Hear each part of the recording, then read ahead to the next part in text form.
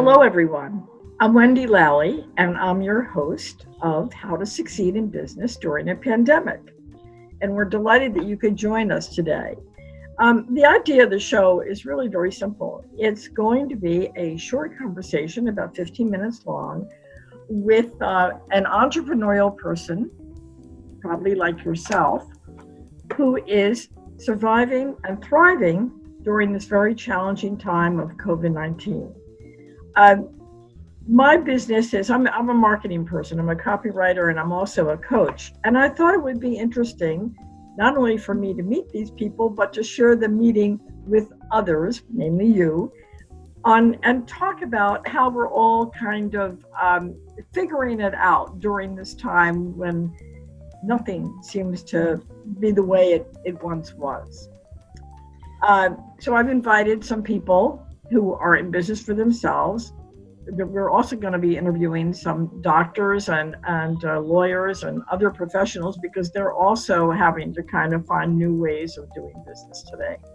And talk to them about marketing, about dealing with clients, all within the context of the pandemic. And today, I'm delighted to say we have a very special guest who actually helped pull this show together initially, and her name is Gini. And she is a graphic designer, an entrepreneur, a marketer. She does many, many things, and she's going to be talking about them today and telling you about her business. And we're also going to be talking, even more importantly perhaps, about how graphic design can affect your business and help you grow what you do. And now I want to invite Gini to join this conversation. Gini? Hi, Wendy. Thank you for inviting me. You're more than welcome. I'm delighted that you could come. And what I'd like you to do is to tell people about its VHK Design. And that's Gini's business. And I'd like you to tell us how you got started and just what you do with your clients and who your clients are. Well, I got started actually quite a long time ago. My husband and I met in college, and we decided then we would have our own business, which we did up until about 3 years ago when he decided to semi-retire, and we gave up our office space and moved back home.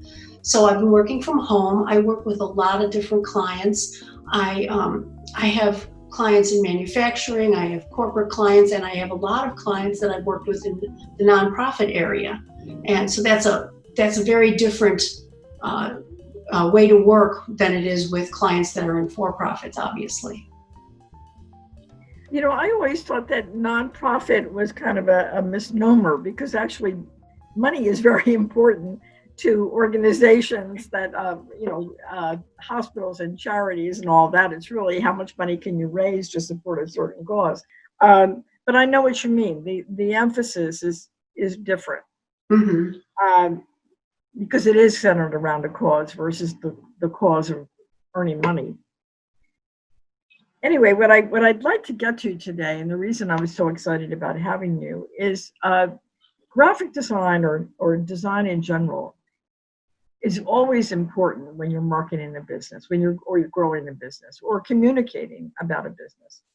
And I think it's even more important today because so many of the avenues we've always counted on in dealing with clients, namely face-to-face communication, isn't there today the way it used to be. Mm-hmm. The reasons I wanted to do this show is because Zoom came along and enabled us to record an interaction like this while it was happening without having a camera, with having a cameraman close by or kind of taking charge here. And we could just have a natural conversation and still have it recorded. But what I'd like you to share with us, Gini, is, let's first talk about the most obvious thing, which is branding. Because every company needs a brand. And people tend to think of brand in a visual sense. Oh, that must mean your logo, that visual element that represents your business. But actually, a brand is much more than that, isn't it? Yes. And I wondered if you could talk to that and all the elements of a brand that you specifically address in what you do. You're right, Wendy. A brand covers a lot more than just your logo. The logo is an important part of it, obviously, because it's what faces people, whether they're your employees or your clients, prospects, or vendors. But it can cover so much more. It can be brochures, it can be signage, it can be vehicles, depending on how big the business is. It can cover all of that, giveaways, and also it can cover any kind of taglines you decide to use. If you have a tagline for your business, if you have certain things that you always say to people, it can cover all of that, and that's branding, and that all has to be protected too. But I've heard you talk on about the importance of colors in developing a brand and communicating what that brand is to people. And I wonder if you could address that for us. And also there's that thing called typeface and how there's the different elements that people tend to take for granted, but they don't just happen. That's really a designer making decisions about them. Right. Well, part of that is information you get from the client. They're going to tell you who their audience is and what is appropriate for them so that you can sort of design around that. I mean, it's not something that you just pull out of the air. They usually have to give you that information. And that's why you have to sit down with the client and find out who's their audience, what their image is that they're looking to project, what it is about their business, what they do, who they connect with. That's all very important in developing a brand for a client. Color is important, but I've noticed a lot of changes in it over the years. Like banks would never use the color red or orange or even purple for that matter, and now you see banks using those three colors. I just looked it up today, as a matter of fact. ING Bank on the internet uses orange as one of their colors. Bank of America has red as one of their colors. So it's changing quite a bit. That's fascinating, and I'm sure if you think about it, when you think about banks, you think about the color navy blue or Prussian blue, green, because those were colors that signified stability, prosperity, all the things that you associate with people having and growing money.